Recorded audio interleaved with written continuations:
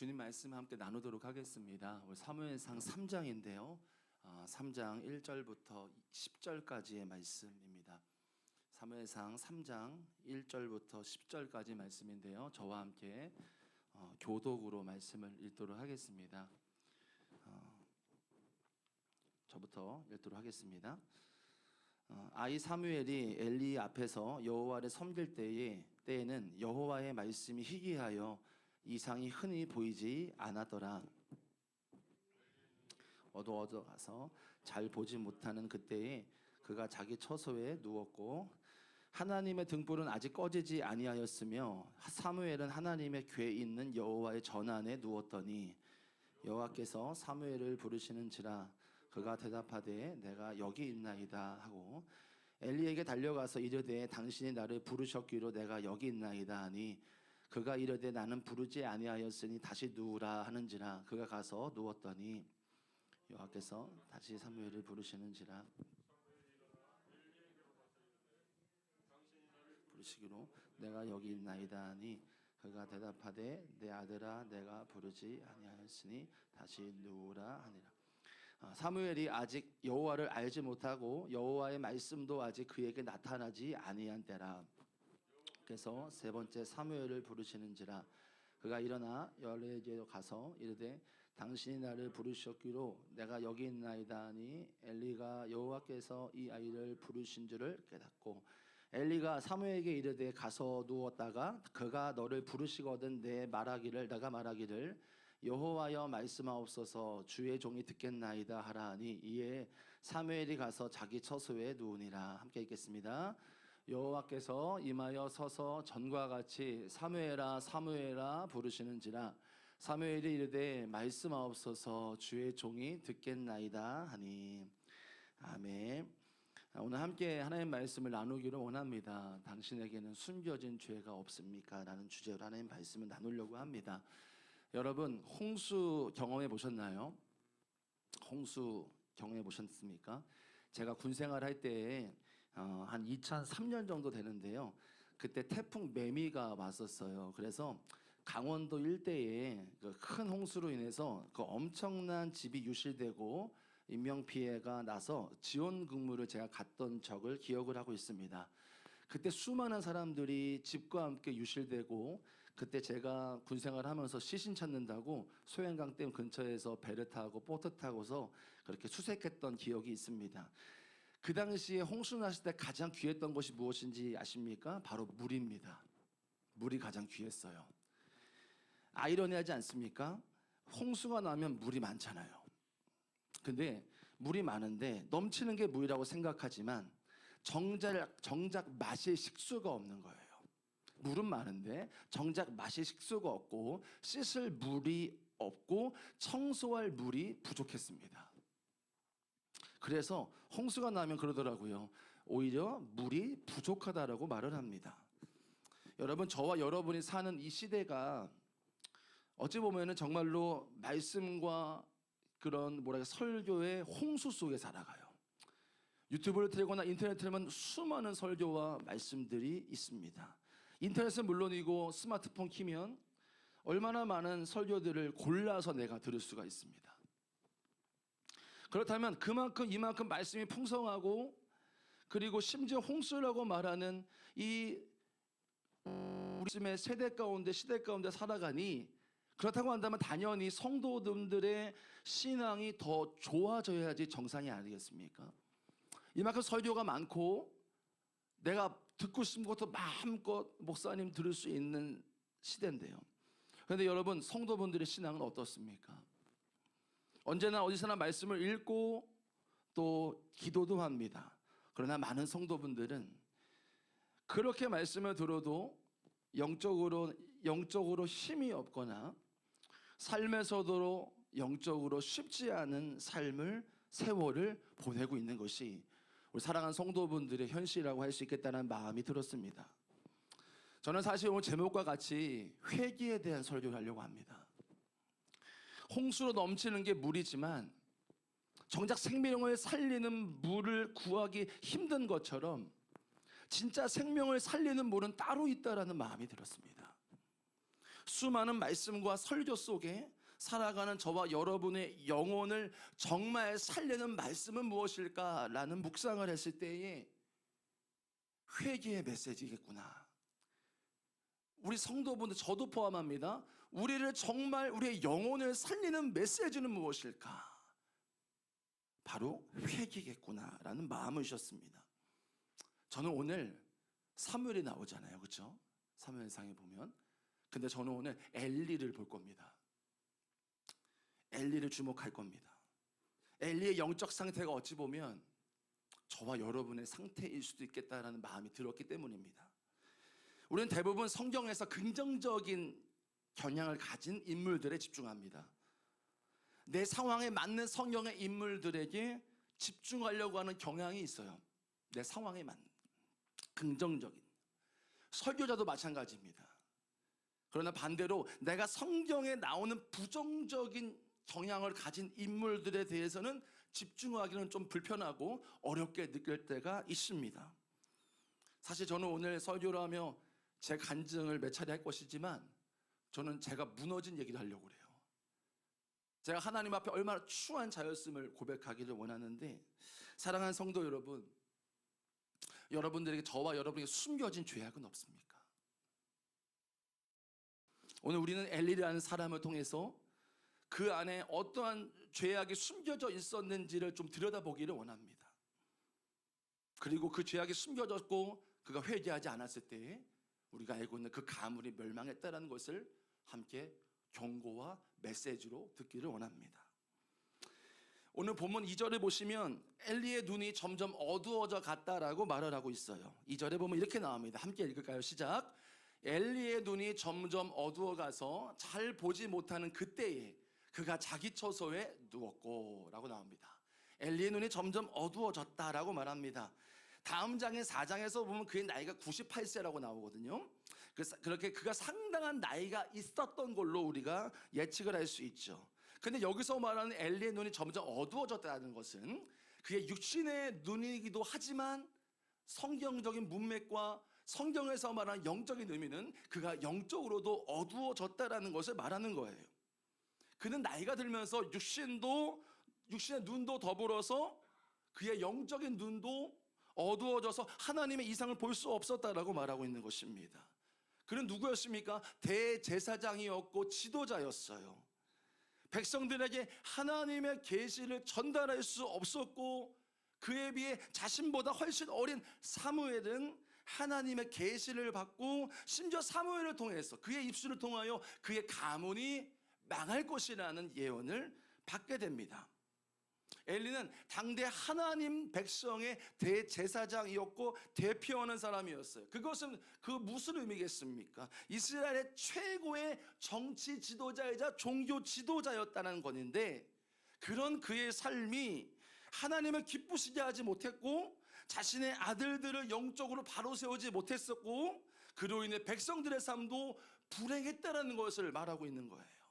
결국 그의 가문은 몰락하고 엘리의 가문이 아니라 엘르아살의 후손인 다른 후손의 계열로, 사독 계열로 대제사장 직무가 이어지게 됩니다.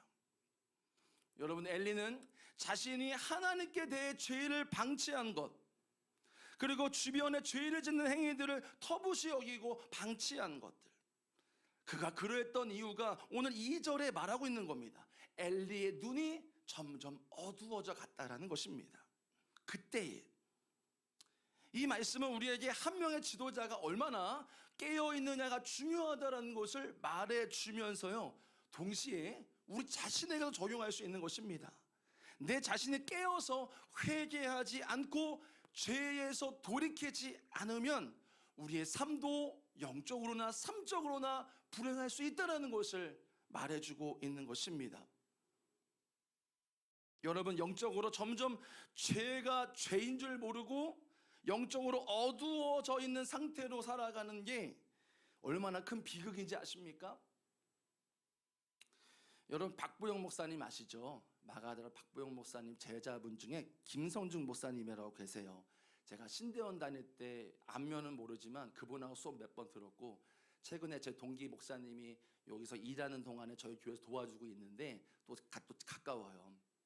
그 목사님이 지금 케냐 나이로비에서 지금 목회를 하고 계세요. 단임 목회를 하고 계신데 최근에 송구영신 예배 때 그런 이제 간증을 하시는 걸 제가 들었는데 굉장히 인사이트가 되고 저한테 도전이 됐는데 그 간증을 좀 제가 읽어드릴게요. 제가 마치 김성진 목사님 것처럼 읽어드리겠습니다.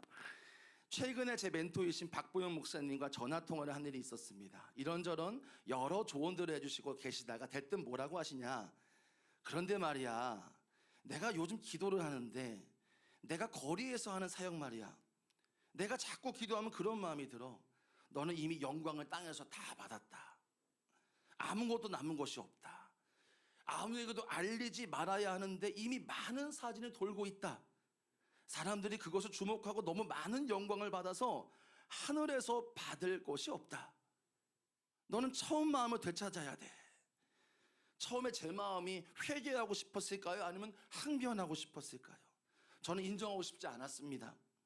한 번도 제가 거리에서 하는 사역을 공개적으로 올린 적이 없고 계좌번호도 사역의 아름다운 스토리도 단 한 번도 올린 적이 없기 때문입니다. 사진 올린 곳은 박보영 목사님 포함해서 몇 명 없었습니다. 분명한 건 누구에게 알리고자 한 것이 단 한 번도 없었고, 그래서 처음에는 목사님께 항변을 했습니다. 목사님, 저 그런 적 없습니다. 어디에 공개적으로 사역을 소개하거나 헌금 모금하거나 알린 적 없습니다. 설교 중에 문득 예화로 등장한 것은 있으나 작정하고 그 이야기를 하려고 설교한 적 없습니다. 그런데 제가 이 땅에서 영광을 다 받았다니요? 아닙니다. 그런 일 없어요. 전화를 마치고 나서 하루 종일 마음이 어땠는지 아십니까? 너무 괴롭고 속상해서 불편했습니다. 나는 아닌데, 나는 최선을 다했는데, 정말 하나님이 그렇게 보셨다면 난 얼마나 두렵고 무서운 일인가. 그렇게 수고하고도 하늘에서 받을 것이 없다면 얼마나 허무하고 괴로운 일인가. 그래서 얼마나 속상한지 밤에 기도하러 가지 못했습니다.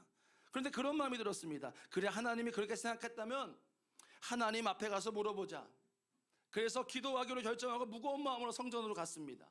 앉아서 기도를 하는데 다른 기도 하나도 안 나오고 한마디만 했습니다. 하나님, 제가 진짜 잘못한 거 있다면 회개의 영을 부어주십시오. 제 정신으로는 회개가 안 나옵니다. 마음이 무겁습니다.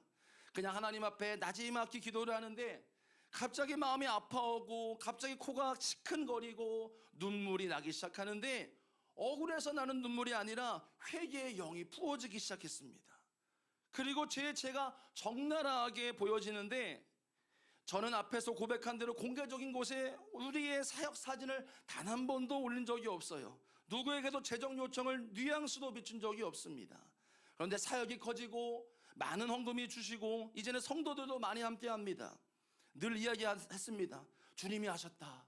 주님이 하실 것이라고. 그런데 제 시커먼 속을 들여다보시는데 제 자신이 저를 얼마나 자랑하고 드러내고 싶어 하는지를 보여주셨습니다. 사진 한 장을 안 올렸어요. 그런데 사진 한 장 안 올린 곳에 자랑하고 싶은 것입니다. 재정적인 도움을 받지 않았습니다. 그런데 재정적인 도움을 받지 않은 것을 떠벌리고 다녔습니다. 그래서 나는 사람에게 손 벌리지 않은 믿음 좋은 사람이야. 왼손으로 시작해서 많은 일을 한 괜찮은 목사고 사람이야. 적어도 남들보다 나는 나은 사람이야. 제가 그 짓거리를 하고 있었습니다. 또한 제 목회를 회개하게 하셨어요. 이전보다 교회가 놀랍게 양적으로 여러모로 성장하고 회복되었습니다. 재정적으로 많은 축복을 받았습니다. 이 모든 것이 내 입술로는 주님이 하셨다라고 하지만 성령님의 빛이 비추어지니까 자기 자랑 일색이었습니다. 말도 안 되는 착각이 드러나고 나는 이 세상의 가장 큰 죄인이구나 라는 생각을 했습니다. 저는 어떤 방법으로라도 드러내고 싶어 했던, 아주 입술로는 주님을 닮은 듯 하지만 제 마음은 추하고 더러우고 간사하고 주도면밀하게 하나님의 영광을 가로채고 살았습니다. 마음은 추하고 더러워서 간사하고 이 주도면밀한 하나님의 영광을 가로챘습니다. 저는 이 마지막 해 가기 전에 며칠 전 큰 축복을 받았습니다. 어떤 축복일까요? 회개하는 축복입니다. 처음에는 제 멘토 목사님이 이야기를 들었을 때는 부정하고 싶고 억울했습니다. 여러분, 회개가 터지고 하나님 앞에 엎드려 나를 용서해달라고 그렇게 회개하고 나니까 세상에 저 같은 행복한 사람이 없더라고요. 너무 다행이다. 나에게 그런 이야기를 해줄 수 있는 분이 계시다니 너무 다행이다. 주님이 만약 깨닫게 하지 못하셨다라면 나는 자기의라는 무서운 성벽 안에 갇혀서 영적인 눈이 멀어서 살아갔겠구나.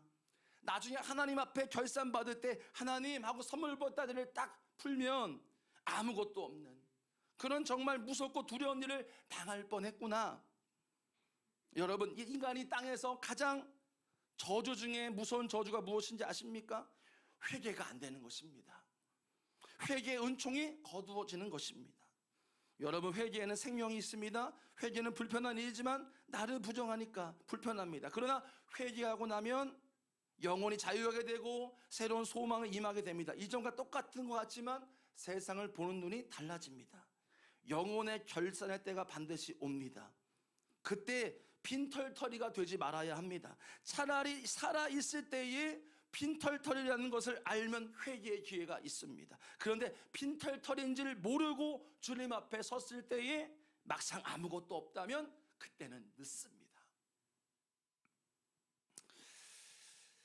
여러분, 사무엘상 오늘 말씀에 보면 이 사무엘상에 나오는 엘리의 모습이 묘사하고 있는 모습이 이렇습니다. 그는 1장에서 한나가 기도할 때요, 포도주에 취했다고 했는데 학자들은 이 엘리의 모습을 보고 영적으로 무능한 사람이다라고 했어요. 한 목소리로 말해요. 2장에서 그는 자신의 아들들이 제사장의 직무를 엉망으로 하고 있어요. 잘못된 길로 가고 있어요. 심지어 회막문에서 수종드는 여인들을 동침합니다. 간통하는 거예요. 만약에 엘리가 이거 심각하다 하나님 앞에 알았다고 한다면 가만두겠습니까? 만약에 제가 제정신이었다고 한다면 끌어내렸겠지요. 너는 하지 마. 다른 사람 세울 거야. 상식적으로 그런 생각이 들었습니다. 이제 2장 후반부에 하나님의 사람이 오거든요. 엘리한테 말해, 너네 가문 이제 멸망할 수 있어. 멸망할 거야. 여러분, 오늘 3장에 이어지는데 그런데도 엘리의 모습 속에 회개의 모습은 전혀 나오지 않아요. 지금 가문은 이 지경이에요. 그가 회개하지 않고 있어요. 나라가 지금 죄로 백성들은 불행해지고 있어요. 근데 아무것도 하지 않아요. 회개하지 않아요. 저는 4절에서 10절 말씀에 사무엘이 하나님의 음성을 들었을 상황도 엘리가 회개할 수 있는 기회지 않았을까라는 묵상이 되었거든요. 사무엘은 3번씩 하나님의 음성을 듣습니다. 엘리가 부른 자고 엘리한테 가죠. 물론 하나님의 음성 처음 들었으니까 몰랐을 거예요. 말씀에 나오죠. 그랬습니다. 그러나 엘리조차도 하나님의 음성을 알아채지 못했어요. 그리고 3번째 때 깨닫죠. 엘리 입장에서 제가 엘리라고 한다면 아마 자존심이 상하지 않았을까. 그리고 내가 명색이 이스라엘 대표하는 대제사장이고 지도자고 영적 지도자라고 말하는데 나한테는 들리지 않고 사무엘에게는 들려요. 하나님 음성. 물론 부르신 거지만요. 그걸 분별하지 못하고 있습니다. 이 신출내기인 사무엘보다도 자신이 못한 모습이 보여지는 거거든요. 그러면은 어떤 반응을 보여야 될까요? 어떤 반응을요? 내 지금 영적 상태가 왜 이 모양인가? 내 지금 이 영적 상태가 이렇구나. 애통해야 되지 않을까라는 마음이 들었어요. 나는 왜 지금 이 모양이지? 내가 왜 이 지경까지 왔지? 나는 마음. 아마 가슴 찢고 회개되지 않았을까라는 마음이 들었어요. 그는 분명히 회개할 기회가 많았습니다. 그리고 그 기회들 앞에서 가슴을 찢으며 회개하지 않았다라는 거예요. 사랑하는 성도 여러분, 우리의 삶의 진짜 위기가 무엇인지 아십니까? 회개가 없다라는 거예요. 회개를 지나쳐 버린다라는 거예요. 우리의 오로지 관심은 무언가 되고 안 되고의 문제, 성공과 실패의 문제, 고통이 있으니까 그 고통에 대한 위로를 받고 싶은 메시지 여러분 다 받습니다. 받아야 돼요. 그런데 여러분, 제가 이런 죄에 대한 설교를 하거나 이 강단에서 회개에 대한 설교가 되면 여러분 마음이 어떤 마음이 드십니까? 불편한 마음이 드실 수도 있다는 생각도 들어요. 여러분, 질문 드리고 싶은 게 한 가지 있습니다. 내가 하는 기도, 내 교회에서 하는 섬김, 저도 포함되는 것입니다. 여러분이 하는 모든 것들이 정말 하나님을 사랑해서 하시는 것입니까? 아니면 나를 위해서 내가 이만큼 하니까 나의 성공을 위해서, 저라면 저의 목회 성공을 위해서, 부흥을 위해서? 물론 목회자 입장에서 우리 사랑하는 성도분들 얼마나 힘드십니까? 기도합니다. 우리 목회자분들 기도합니다. 다. 성도분들을 위해서 부족하지만 저희가 기도하고 또 마음 쓰고 위로하고 있습니다. 그러나 여러분, 그 질문이 들었습니다. 여러분이 하시는 기도, 예배, 섬김, 모든 것이 정말 하나님을 사랑해서 하시는 것이 맞을까? 제가 어렸을 때만 해도 할머니가 그 생각이 나요. 어르신들은 기억나실지 모르겠지만 이 성경책에다가 헌금을 넣어 다녔어요. 빳빳하게. 물론 뭐 어떤 분들은 뭐 너무 이렇게 뭐랄까 뭐 종교적이다 이제 그럴 수 있는데 저는 정성이라고 보거든요. 이 할머니가 항상 성경책에 빳빳한 10,000원짜리, 1,000원짜리를 11조든 헌금이든 항상 넣는 모습을 제가 봐봤어요. 그러 기도하시고 이러면서 하나님, 내일 드릴 예물입니다. 예배 전날이면 할머니가 옷을 딱 가지런히 걸어놓고 옆에 있으니까 알잖아요. 뭐 사람한테 보이려는 게 아니라 진짜 하나님 앞에 진짜 그 정성으로 드리고 싶은 마음이 느껴지는 거예요. 제가 어렸을 때, 우리 어렸을 때 신앙의 선배들이 얼마나 주님 앞에 진실하게 하나님 앞에 나아갔습니까? 저도 뭐 부족하지만 그 우리 할머니의 모습을 조금 닮아. 지금은 많이 저도 이렇게 부족한 게 있어요. 많이 그때보다는 아닌데 그 당시에 청소년 막 이럴 때 보면은 진짜 할머니 따라서 막 늘 그렇게 신앙생활 했어요. 막 성경책에 하나님의 책 들려 기도하면서 헌금을 막 준비하고 옷을 막 준비하고 이러면서 그래도 교회에서 남들이 하기 싫은 일들 있으면 제가 꼭 했거든요. 그래서 하기 싫은 일 있으면 꼭 저를 꼭 불러요. 또 등치도 크니까 황민아 일로 와, 미나 일로 와, 이거 좀 해봐라, 막 들어봐, 기름 좀 넣어, 막 그러면 막 몇 리터를 막 넣고 그랬거든요. 그럼 항상 손에 기름 내서 나면은 할머니가 너 뭐 누가 이거 시켰어? 누가 이거 내 귀한 아들 손주를. 그래서 만나 혼나고 그랬었는데 그래서 저 안에 기뻤어요. 왜냐하면 하나님을 사랑하니까 그 기쁨이 있었습니다. 예배 전부터 하나님께 정성을 다해 준비했던 게 우리 성도분들, 우리 선배들의 예배였다라는 기억이 있습니다. 그러니까 예배 전부터 아마 은혜가 있었죠. 뭐 화려하진 않아도 그 예배 가운데 하나님을 경험하고 그런 예배들이 있었던 기억이 납니다. 여러분, 지금의 우리의 모습은 어떨까라는 생각을 해봐요. 모든 것이 우리에게 맞춰져 있죠. 하나님께 맞춰져 있던 그 신앙이, 내 신앙의 모든 기준들이 이제는 하나님께 멀어지면서 나에게 맞추어져 간다는 생각을 해봐요. 신앙도 나에게 맞춰지고 섬김마저도 나에게 이런 맞춰지는 모습들을 보게 됩니다. 여러분, 그런 그 질문이 들어요. 이렇게 된다면 정말 하나님을 사랑하는 것이 맞는가? 하나님을 사랑한다 하는데 나한테 맞춰져 있는 것은 정말 하나님을 사랑하는 것인가? 라는 질문이 저는 들었습니다. 입술로는 하나님을 사랑한다고 고백하고 찬양으로 얼마나 은혜롭게 고백하는데, 말씀은 아멘 하는데 우리의 삶에서는 정작 하나님을 사랑하는 마음으로 하나님께 맞춰지고 하나님이 기쁘시게 하기 위해서 하는 게 아니라 나를 기쁘시게 하는 것은 아닌가? 말은 그렇게 하지만 정작 삶을 보면 나를 위해서, 저도 포함돼요. 사역자 나를 위해서, 나의 영광을 위해서 하는 건 아닌가? 내 마음에 정말 숨겨진 것이 없는가라는 생각을 하면서 오늘 설교도 준비하고 요즘 고민이 들었습니다. 정말 우리의 마음 안에 숨겨진 다른 마음은 없는가라는 질문이 들었습니다. 저는 성경 속에 오늘 엘리라는 사람을 주목하고 있잖아요. 엘리라는 사람을 제가 대봤어요. 내가 엘리다, 황 엘리다라는 마음으로 말씀을 보고 또 그런 마음이 들었습니다. 이스라엘의 그런 앞서 말씀드린 대표하는 제사장, 정치 지도자, 영적 지도자였습니다. 백성들한테 존경받는 것은 물론이고 그에게는 엄청난 영향력을 가지고 있던 사람이죠. 그런 그의 삶에 스크래치가 나기 시작해요. 한나의 기도부터가 잘못 짚었죠. 그녀가 애통하고 울고 있을 때 술 취했다고 그랬어요. 포도주 그만 마시라고 했어요.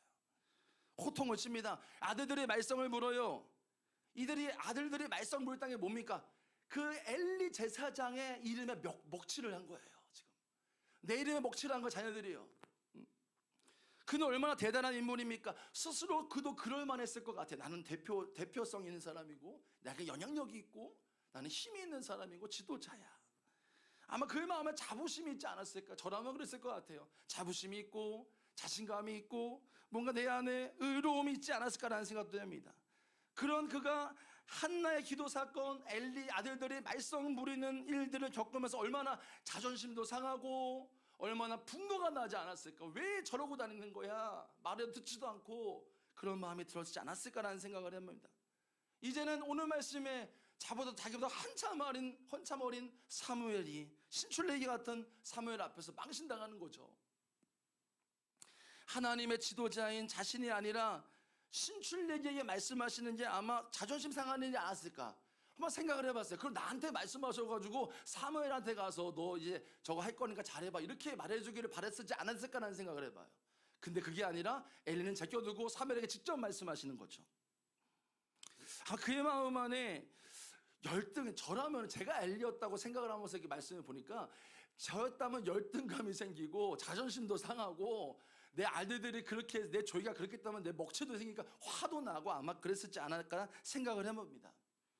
그래서 엘리가 회개하지 않았던 게 아마도 저의 마음속에, 제가 묵상할 때는 그의 마음 안에 자존심, 그의 마음 안에 그 의로움, 그런 열등감, 이런 문제 때문에 그가 하나님 앞에 회개의 자리로 나가지 못한 거 아닐까라는 묵상이 됐습니다. 제가 인생 가운데 잊지 못하는 사건이 하나가 있어요. 뭐냐면 제가 신학대학원 다닐 때 제 여동생이 취업을 했어요. 취업을 했는데 가정 모두가 감사했어요.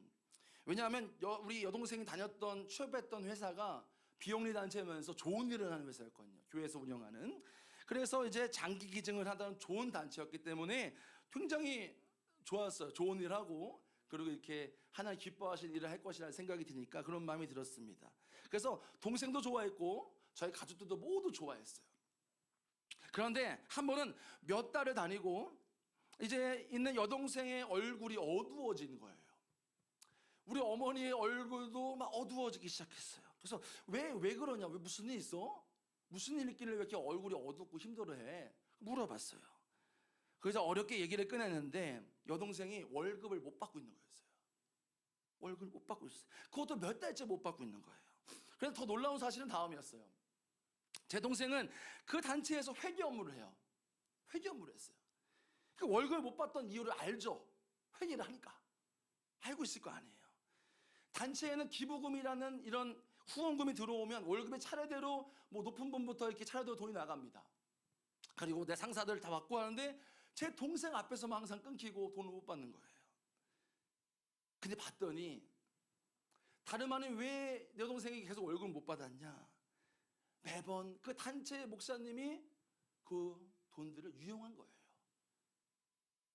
할 때마다 돈을 빼가고, 무슨 일 있으면 몇백만 원씩 빼가고 이러면서 동생이 월급 받을 돈이 없는 거죠. 회계 업무를 보니까 모든 돈의 흐름은 다 알잖아요. 다 보여요. 뽑으면 다 나오거든요. 뽑아왔어요. 근데 항상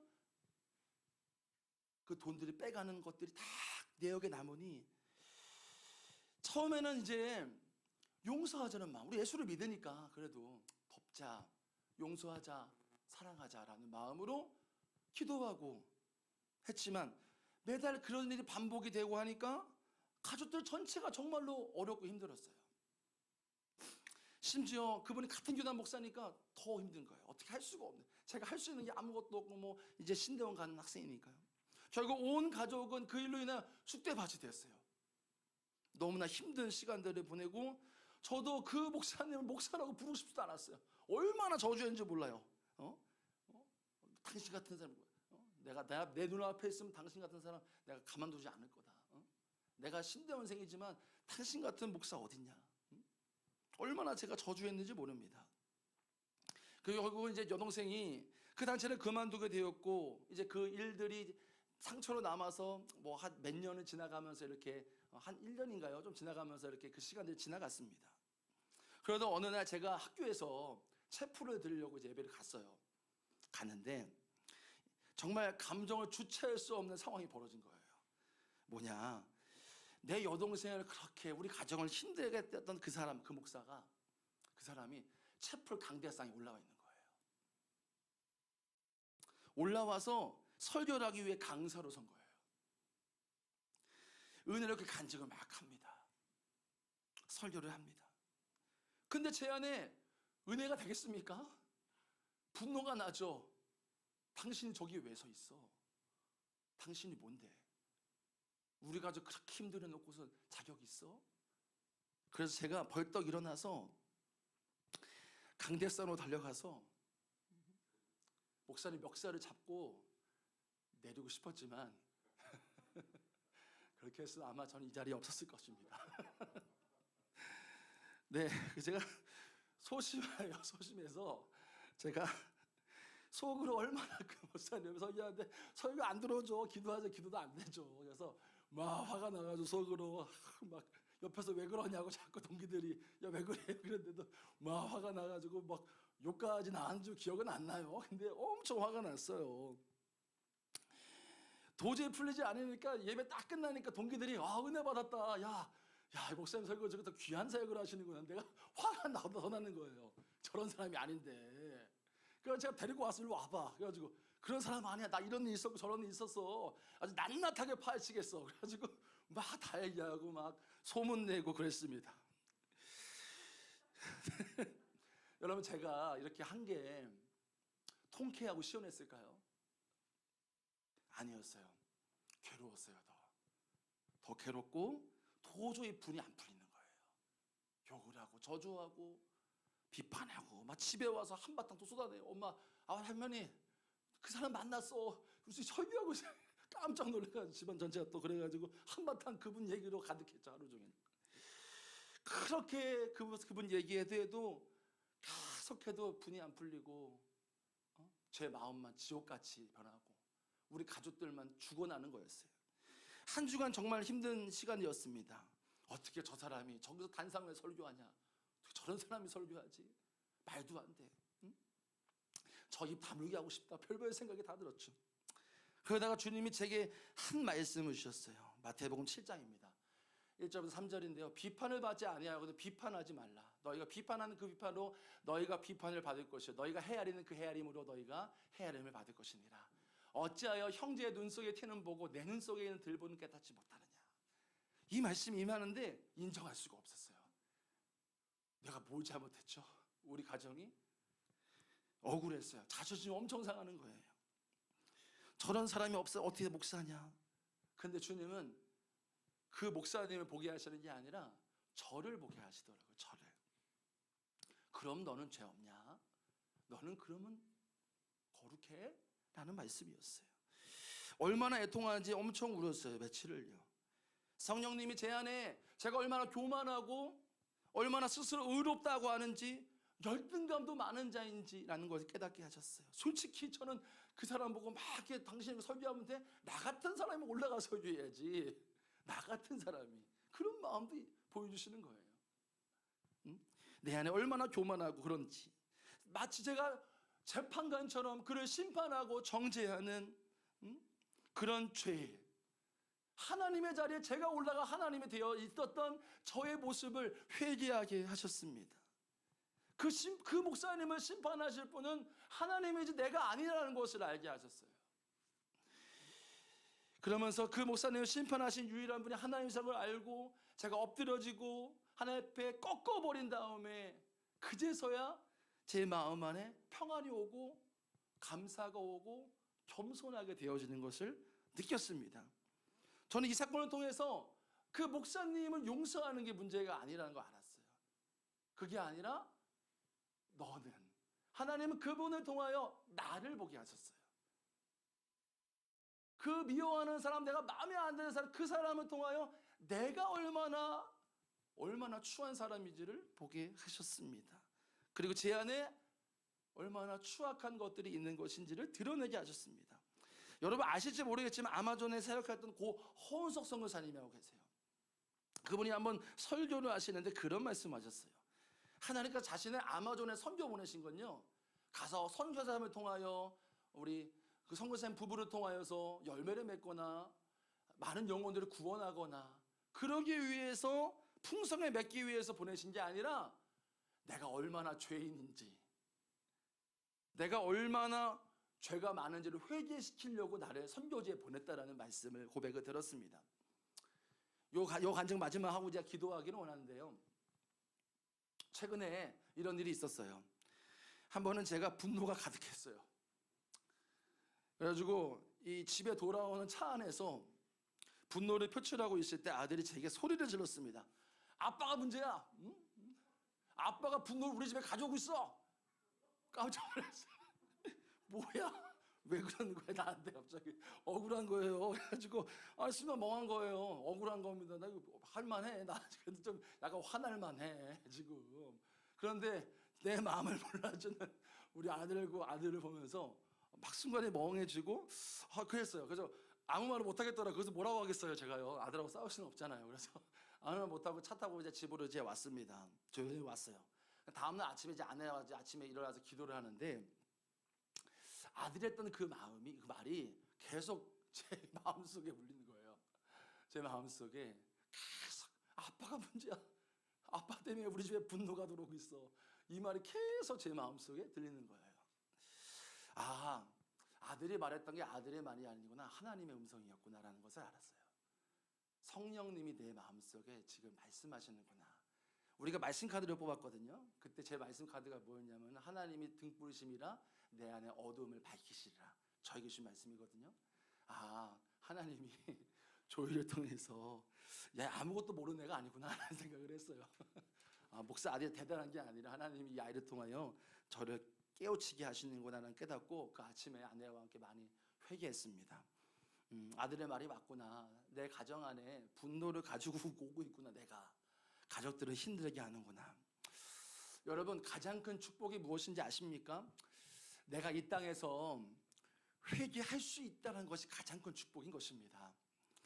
우리는 얼마나 나 스스로를 의롭다 여기면서 남을 심판하고 정죄합니까? 그러면서 자연스럽게 나는 저 사람보다는 좀 우월해. 이런 자존심을 세우면서 교만한지 모릅니다. 이게 얼마나 위선적이고 교만한 하나님의 모습이지 아닌지 모릅니다. 여기저기 말합니다. 그 사람에 대해서 말해요. 그리고 그건 뭡니까? 당연히 나는 그 사람보다 낫기 때문에 말하는 거겠죠. 스스로 만족을 하고요. 여러분 심판장은 하나님뿐이십니다. 우리 할 일은 그 상황 안에서 하나님께 집중하는 거죠. 하나님이 나에게 주시는 그 메시지를 듣는 게 하루에 원하시는 하나님에 향한 반응인 것입니다. 여러분 진짜 저주가 무엇인지 아십니까? 오늘 엘리처럼 회개가 안 되는 거예요. 그리고 결국 그 회개의 은총이 거두어져서 그 가문은 끊어지게 되는, 망하게 되는 거예요. 만약 엘리가 회개를 했다면 그의 인생과 가문의 결과는 달랐을 것입니다. 그러나 그는 회개하지 않았습니다. 그러므로 여러분 우리가 오늘 말씀을 통해서 엘리를 통해서 배울 수 있는 것은 날마다 깨어 있어야 된다는 것입니다. 그래야 내 삶에 더러운 것들이 보이기 시작합니다. 여러분 회개에는 생명이 있어요. 회개는 불편한 일일 수 있습니다. 나를 부정해야 되잖아요. 내가 잘못됐다고 말해야 되기 때문에 불편한 일일지 모르겠지만 회개하고 나면 아까 간증해 드렸던 김성준 목사님처럼 우리의 영혼이 자유하게 되고 우리 안에 기쁨이 있고 가장 행복한 사람이라는 것을 느낄 수가 있습니다. 로마서 5장 20절에 죄가 더한 곳에 은혜가 더욱 넘쳤나니라고 말해요. 내 삶에 죄가 더욱 드러날수록 하나님의 은혜가 더욱 넘쳐나게 되는 것입니다. 마지막으로 여러분 오늘 3장 2절과 3절에 두 가지 묘사가 비교가 됩니다. 2절에 보면 이렇게 나옵니다. 엘리에 대해서요. 다시 한번 읽어드리면 엘리의 눈이 점점 어두워가서 잘 보지 못하는 그때 그가 어디에 있습니까? 자기 처소에 누웠고 라고 나와요. 그래서 3절에 보면 이렇게 나옵니다. 하나님의 등불은 아직 꺼지지 아니하였으며 사무엘은 하나님의 궤에 있는 여호와의 전안에 누웠더니. 어디에 있어요? 여호와의 전안에 누웠더니. 엘리는 자기 집에 있어요. 근데 사무엘은 여호와의 궤 안에 머물러 있었더라, 누웠더라라고 말합니다. 똑같이 누웠다라는 거예요. 여기서 사무엘은 여호와의 전안에 누웠다라는 것이고 반대로 엘리는 아무리 자는 시간일지라도 그가 주로 이 반복의 의미가 있거든요. 누웠다라는 게요. 이는 계속해서 자신의 처소에서만 자주 머물렀다라는 의미를 가지고 있습니다. 여러분 하나님의 등불은 하나님의 그 주권과 하나님의 은혜가 이 시대 가운데 꺼지지 않았다라는 것을 의미합니다. 아무리 영적으로 어두운 상황일지라도 하나님의 등불은 꺼지지 않았다라는 거예요. 우리의 상황이 아무리 죄악과 회개가 안 되고 넘어져 있고 회개도 안 되고 무너져 있을지라도 하나님의 등불은 여전히, 하나님의 은혜는 여전히 켜져 있다는 것을 의미하겠죠. 그러면 우리는 무엇을 해야겠습니까? 엘리가 아니라 회개하고 주님께 반응하며, 아무리 우리가 영적으로 어둡고 무너져 있을지라도 뭘 해야 되는 것입니까? 기도해야 되는 것이지요. 꺼져 있다고 그 등불 켜져 있는 것도 모를 뿐만 아니라 그 등불이 켜져 있는데 그걸 잡지도 못하는 엘리의 삶이 아니라 하나님의 은혜는 여전히 있으니 우리의 삶이 무너지고 좌절하고 죄가 있을지라도 가야지요. 그 하나님의 은혜를 붙잡고 일어나야지요, 여러분. 더불어 여러분, 오늘 특별히 3절 말씀에 하나님의 괴를 강조하는 것은요, 그가 하나님 말씀을 사모했다는 의미인 것입니다.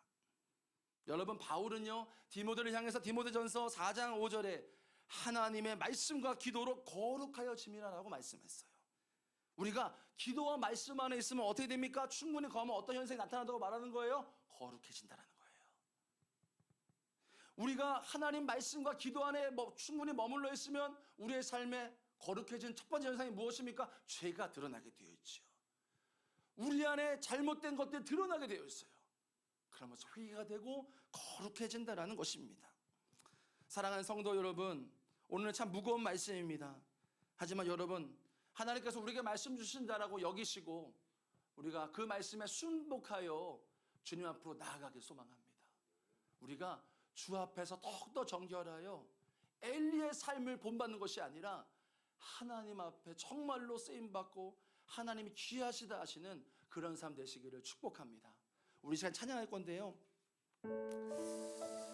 십자가라는 찬양입니다. 여러분, 십자가는요 회개의 복음입니다. 십자가 보면 어떤 생각이 드십니까? 나 같은 부족한 자, 나같이 정말로 부족한 자를 용서해 주신 십자가잖아요. 우리가 이 시간 이 십자가를 찬양할 때에 주님 앞에 우리의 연약함도 또 우리의 정말로 죄악들도 드러나면서 정말 주님 앞에 우리가 거룩한 주의 빛으로 말미암아 더 우리가 십자가 앞에 나아가는 그런 시간 되기를 소망합니다. 무엇이 변치 않아? 무엇이 변치 않아 내 소망이 되며 내 소망이 되며 무엇이 한결같아? 무엇이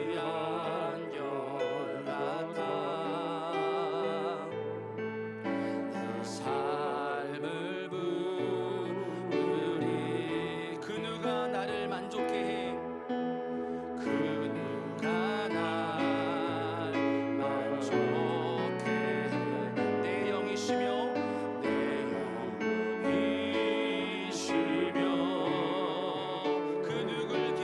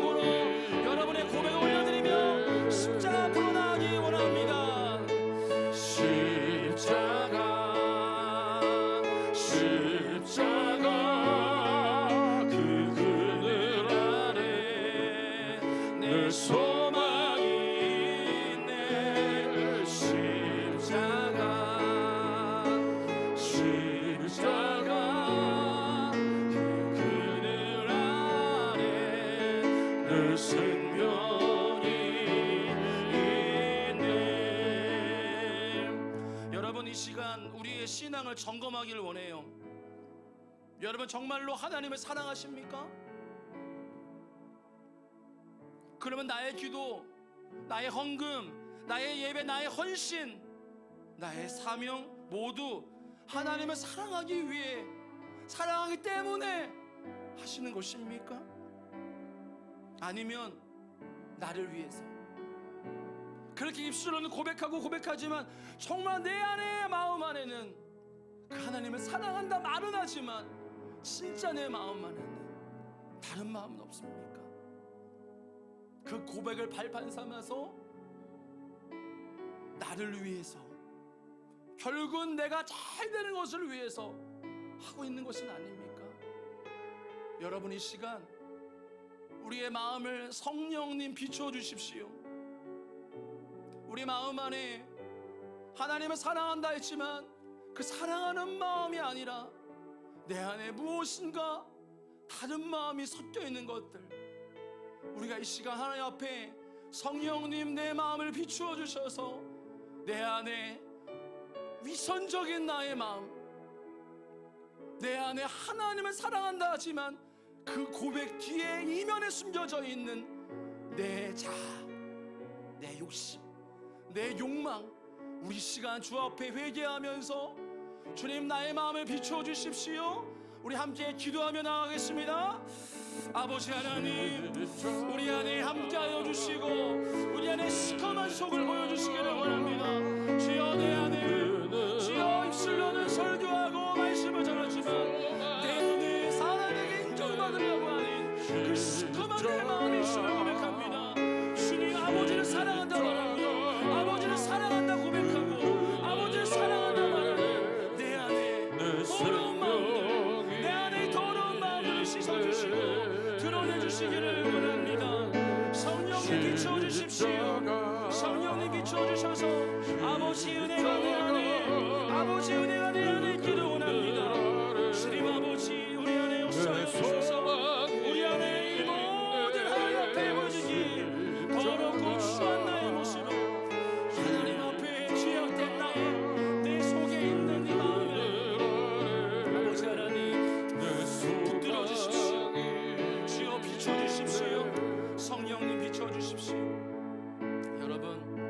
여러분 안에 의로움은 없으십니까? 자존심이 있지는 않으십니까? 내가 그동안 섬겨왔던 모든 것들이 정말 하나님을 위한 것입니까? 아니면 나의 영광을 위한 것입니까?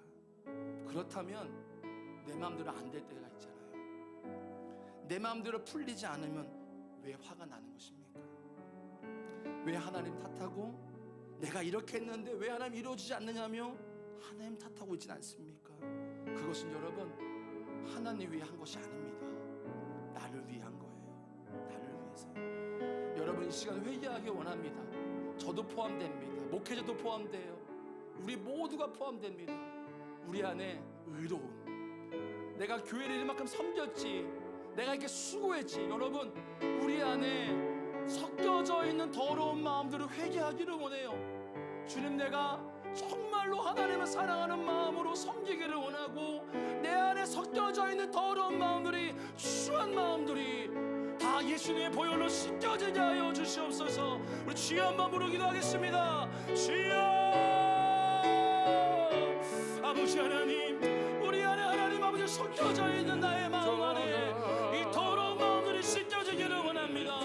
내가 교회에서 이만큼 했지, 내가 열심을 했고 내가 헌신했지, 주님 나를 위해서 한 것들 하나님 위해서 했다면 내가 마음에 들지 아니하여도, 내가 마음에 뱉지 아니하여도 주님을 사랑하게 할 것이니 주여 내가 원하는 것은 그저 내가 주를 위해 섬길 수 있으니, 내가 주를 위해 헌신할 수 있으니 감사합니다. 하나님 아버지 내 안에 내 마음대로 되지 않는 내 분노가 나고 화가 나는 우리 안에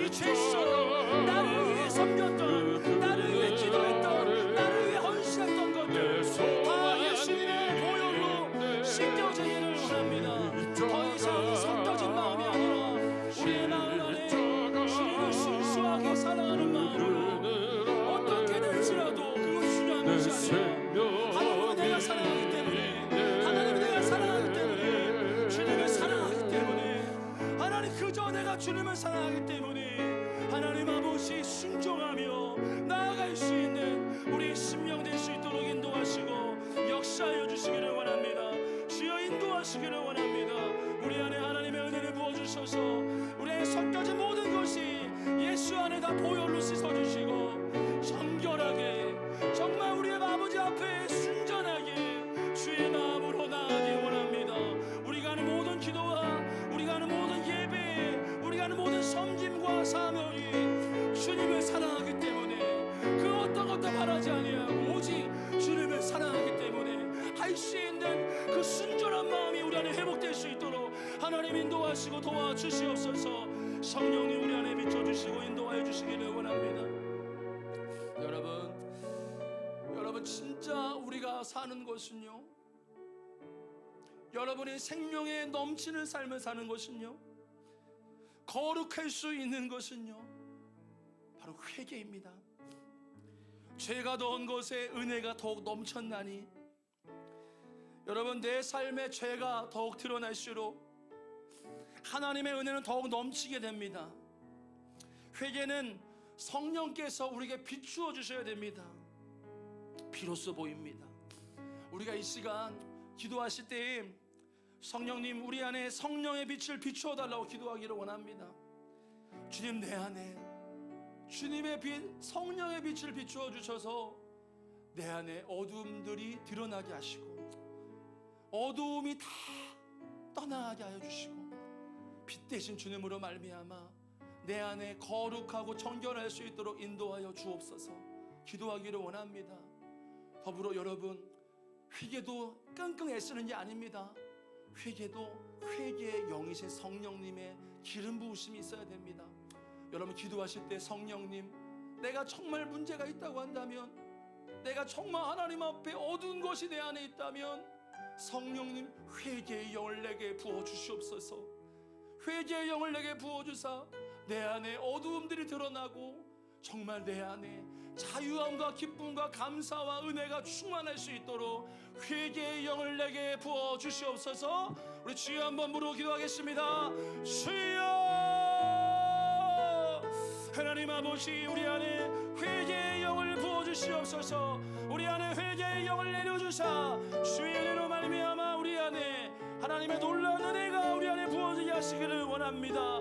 우리 안에 모든 더러운 것들, 우리 안에 의로움과 죄악과 교만과 여러 마음들이 주 안에서 하나님 아버지 다 드러나기 원합니다. 빛 대신 주님 앞에, 빛 대신 주님 앞에, 빛 대신 주님 앞에 성령의 빛으로 말미암아 우리 안에 모든 어두움들이 드러나게 하여 주시고 주의 보혈로 씻어주시고 회개가 터져 나오게 하시고 주의 은혜로 말미암아 정말로 주 안에서 우리가 순전하고 정결하고 거룩할 수 있도록 인도하시기를 원합니다. 오 하나님 알았어 할아버지 아버지 하나님이자 주님 인도하여 주시옵소서. 우리 안에 주의 영으로 충만하게 하여 주시옵소서.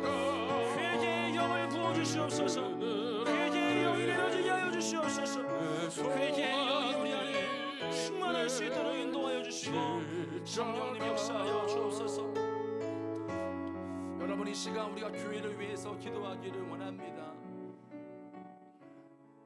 우리가 이 시대마다 세대마다 부흥이 있을 때는 반드시 이것부터가 시작됐습니다. 바로 회개입니다. 회개로부터 부흥이 왔고 회개로부터 회복이 되어졌고 회개로부터 치유가 일어나는 게 성경에서 말씀에 나와 있습니다. 여러분 우리 교회를 위해서 기도하실 때에 주님 이 교회 안에 사랑하는 포도나무 교회 안에 주님 모든 부정함과 더러움들이 주의 빛으로 말미암아 드러나게 하시고 우리 교회 안에 진정으로 하나님이 기뻐하시는 거룩한 공동체가 되어질 수 있도록 회개의 영을 부어 주시옵소서. 어른들뿐만 아닙니다. 우리 아이들부터 정말 아무것도 모를 수 있지만 우리 유치부부터 청년에 이르기까지 노인에 이르기까지 전 세대 가운데에 주여 이 교회 안에 회개의 영을 내려주사 우리 안에 모든 더러운 것들이 드러나게 하여 주시고 주의 보혈로 씻어주사 우리 교회가 주 안에서 거룩한 공동체가 되어질 수 있도록 인도하여 주옵소서. 우리 주여 한번 부르어 기도하겠습니다. 주여 하나님 아버지 사랑하는 교회 안에 주의 일어나기를 원합니다. 하나님, 우리 안에 모든 더러움이 예수 안에 드러나기를 원합니다. 성령님, 우리 안에 빛을 비추사 우리 유치부 아이들부터 청년에 이르기까지, 장년과 노년에 이르기까지 성령님 충만하게 하사 거룩한 주의 빛을 비추사 우리의 모든 더러운 것에 드러나게 하여 주시고, 예수 안에서 주님 정말 기뻐하시는 그 회개가 터져 나오도록 인도하여 주옵소서. 그런 말미암아 우리 안에, 우리 교회 안에 놀라운 주의 은혜가 임하게 하여 주옵소서. 그것은 바로 거룩함인 줄로 믿습니다. 거룩함인 줄로 믿습니다. 거룩한 공동체 되어 주 안에서 정결하여 주님이 기뻐하시는 공동체, 그로 말미암아 이 더럽고 지저분한 이 세상 가운데에 빛을 진정으로 비칠 수 있는 거룩한 공동체가 되어질 수 있도록 하나님 인도하시고 도와주시옵소서. 성령님 역사하여 주시고 하나님 인도하여 주옵소서. 여러분, 이어서 우리가 기도하고 싶은 것은요, 거룩한 공동체가 돼야 세상의 빛이 될 수 있는 것입니다. 여러분, 세상은 어둡습니다. 성경의 사도 바울, 사도 요한도 이 세상은 악하다 말했고 너희는 이 세상을 본받지 말라고 말했어요. 여러분, 이 세상 가운데 우리가 빛이 되라고 하시는데 어떻게 빛이 될 수 있습니까? 거룩해야 되는 거예요. 거룩해야 그들이 볼 때 우리가 거룩한 걸 알고 하나님을 볼 수가 있는 것입니다. 이 시간 기도하실 때 하나님, 우리 사랑하는 공동체가 거룩한 공동체 되게 하여 주셔서 회개 공동체가 되게 하여 주셔서 이 주원구 땅에 빛을 비추게 하여 주시옵소서. 주여, 한번 부르 기도하겠습니다. 주여. 하나님 아버지, 우리 교회가 주 안에 거룩한 공동체, 회개 공동체로 일어나 이 타락하고 어두운 세상 안에 빛으로 서게 하여 주시옵소서. 너희는 세상의 빛이라 말씀하셨는데 우리가 주의 성품을 담고 주의 거룩함으로 나아가 이 세상 어두운 더러운 세상과 타락한 세상 안에 주님, 우리가 거룩한 공동체로, 빛된 공동체로 서기를 원합니다. 무엇을 많이 하고 무엇을 많이 섬기는 것도 중요하지만 정말 우리 안에 거룩한 공동체 되어질 수 있도록 성령님이 역사하여 주시고 인도하여 주시옵소서. 역사하여 주시옵소서. 은혜를 더하여 주옵소서. 여러분, 이어서 거룩함을 위해서 기도하기를 원합니다. 여러분, 우리 모든 공동체들, 세부적인 공동체들을 위해서 기도하실 때요, 사역자 공동체, 우리 사랑하는 속회 공동체, 지역 공동체, 또한 모든 위원회 공동체, 국 공동체, 우리 다음 세대 청포도 청소년 청년 공동체입니다. 우리 유아 유치부와 어린이부, 우리 꿈의 등 공동체입니다. 우리 모든 공동체 안에 주여 거룩함으로 충만하게 하여 주옵소서. 작은 교회들마다 거룩의 부흥이 일어나게 하여 주시고, 하나님 원하시는 것은요, 거룩함입니다. 내가 거룩하니 너희도 거룩하라 하셨습니다. 우리가 이 말씀 붙잡고 기도하실 때 하나님, 우리 교회 안에 모든 작은 그룹들마다 주여 회개가 터지게 하여 주시고 서로 죄를 고백하며 주여 회복되고 치유되는 역사가 일어날 수 있도록 인도하여 주시옵소서. 우리 참 주여 한번 부르기도 하겠습니다. 주여. 하나님 아버지, 사랑하는 공동체 안에 하나님 아버지 모든 작고 큰 공동체 안에 거룩한 공동체로 일어나기를 원합니다. 회개의 공동체로 일어나기 원합니다. 너희는 서로 죄를 고백하라. 주님이 치유하시는 그 놀라운 그 은혜의 발판이 우리 교회 안에 충만하도록 인도하시기를 원합니다. 아버지 하나님, 우리 유아유치부와 어린이부, 우리 꿈의 공동체와 청포도 공동체, 우리 속회와 지역과 우리 위원회와 우리 사역자 공동체까지 주여 거룩한 공동체로 일어나게 하여 주시옵소서. 일어나게 하여 주시옵소서. 거룩한 공동체로 일어날 수 있도록 주여 회개가 터져나오게 하시고 서로 죄를 고백하게 하시고 놀라운 주의 은혜가 임할 수 있도록 하나님 인도하여 주시옵소서. 여러분, 우리가 가정을 위해서 기도하기 원합니다. 여러분, 가정도 거룩한 공동체로 일어날 수 있도록 기도하기를 원합니다. 주님, 가정 안에 서로 죄를 고백하는 공동체 되게 하여 주십시오. 우리 부모와 자녀 안에 서로 죄를 고백하는 공동체, 부부 안에 서로의 죄를 고백하고 나누며 함께 연합하는 공동체. 여러분, 이 시간 우리 가정 안에 하나님 아버지 거룩한 공동체가 되게 하시고 서로의 죄를 고백하며 회개가 터져 나오며 진정한 영적 연합이 일어나는 거룩한 가정으로 우리 모든 교회 가정들을 세워 주시옵소서. 주여 한번 부르기도 하겠습니다. 주여. 하나님 아버지 우리 모든 가정들마다 거룩한 공동체로 세워지기를 원합니다. 주여 하나님 아버지 거룩한 공동체로 세워지기를 원합니다. 주여 하나님 역사하여 주시고 사랑하는 이 공동체 안에 놀라운 주의 은혜가 임하기 원합니다. 부부가 서로 죄를 고백하며 부모와 자녀가 서로의 죄를 고백하며 주의 은혜 안에 영적으로 기도하며 회복되어지며 놀라운 연합이 일어나는 역사가 일어날 수 있도록 인도하여 주옵소서. 성령님 역사해 주시고 인도하여 주옵소서. 여러분 마지막으로 교회를 위해서 기도하시기 원하는 것은 무엇이냐면요, 여러분 교회를 사랑하시는 줄로 믿습니다. 우리 교회는 특별히 우리 담임 목사님 마음 주셔서 약한 자를 섬기는 교회입니다. 우리가 설교에서 간증을 나눴지만 위험성도 따르는 게 있습니다. 물론 하나님 기뻐하시지만 항상 우리의 의와 우리 교회의 자랑이 될 수 있는 그런 위험성이 노출되어 있습니다. 마지막으로 기도하고 싶은 것은 하나님, 우리 교회가 섬기는 모든 섬김이 오직 하나님께만 영광이 되기를 원합니다. 우리 교회가 유명해지고 우리 교회가 자랑이 되어지는 그런 섬김이 아니라 오직 하나님을 사랑하기 때문에, 하나님을 사랑하고 너무나 간절히 주님을 바라기 때문에 우리가 이 섬김을 하는 것입니다. 이 모든 섬김들이 오직 하나님께만 영광이 되게 하여 주옵소서. 우리 안에 그런 잘못된 마음이나 하나님 기뻐하지 않는 마음들 주의 보혈로 소멸하여 주시옵소서. 우리 주여 한번 부르고 기도하겠습니다. 주여. 하나님, 우리 사랑하는 교회가 주 안에 칭찬받는 교회 되기 원하는 것은 하나님 아버지, 우리가 많은 섬김을 할 때에 주님 안에서 오직 하나님만 기뻐하시는 섬김 되기를 원합니다.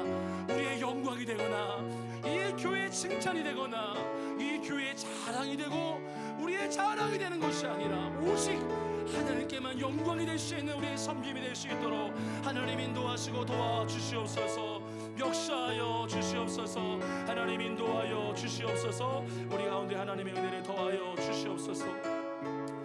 여러분 이제 환호기도문 다 받으셨을 것입니다. 또 속장방을 통해 받으셨을 건데요, 여러분 환호기도문 보시면서 간절하게 우리가 기도하기를 원합니다. 말씀에 나옵니다. 그러므로 여러분은 서로 죄를 고백하며 병 낫기를 서로 기도하십시오. 의로운 사람의 기도는 능력 있고 효과가 있습니다. 우리 시간 이 말씀 붙드시고요, 우리 계속해서 환우분들을 위해서 기도하시다가 돌아가시면 좋겠습니다. 기도하겠습니다.